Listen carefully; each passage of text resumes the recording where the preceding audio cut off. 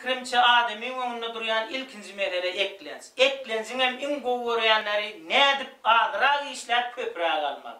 Der dökmen, güne çıkman, mal bakman, ekin ekmen, ne edip bunun örmörü eklense ekmek hükman. Palat, dovazat, telaygara, terzoko, asıl bolca eken oğu yapışıp yattan haka. Hamur humur edip, 3 gedek düdüne tüykürdün 10 bin manat, 6 gedek tüykürdün 20. Sıybıklar tüykürdün 30. Yine şu eklensin in goğuzu. Bizim hem etrafımızda ansat, eklense etmekte ustad hem talim adamlar badip, Türkmen anali, dostumuz, hocamımız, şahir, bir söz deyiptir, görüvak neyme deyiptir. Ey sadagası bolluğumun diyen gadı boludu, geçenini gelcen yeke yeke bilirdu. Cebrail'e can edip fakıt bilen alırdu. Gelim gidimli yeri bollu bir çak halayın, börcek diyden kudret Türkmen ala geleyin. Ker eşidir kör görür, öller sürüssen sene, tant ettirir ısmaday, aydım ayttırır güne. Gel bollu itin mudi, bir çümmük dul 10 müne, Ezrail el urmaz hayal etti yalayın.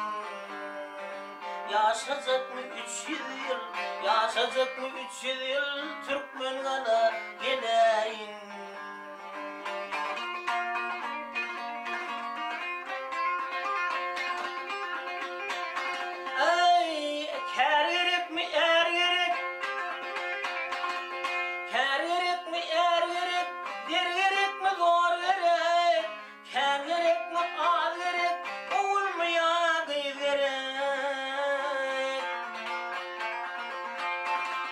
Dikecek mi ya, yıkacak mı, köz gerek mi, bul gerek, müşkil etmedi işine, İslam kadın dileyin.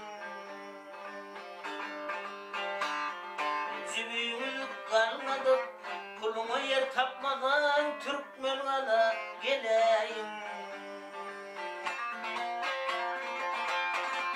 Kudronun yıllan, sözün boşup sözünü, Perdentiler barının gözünü kes gözüne. Oy kalp yumru yumşavun tükürün son yüzüne. Berge ökül hakkına boşluk kenin salayın. Doğurmadık ayarlar, basırgalan ayarlar, Türkmen ala geleyin. Çektim geçmeken ayırttının ölümü, doğruyunun dostu olmaz, dinleyecek yok tadını. Çıktırıver Allah ver, tutan olmaz adını, karşılan ya gül bilen alımını alayın. Borcuk diyten maşenlik, börcük diyten maşenlik, Türkmen ala geleyin.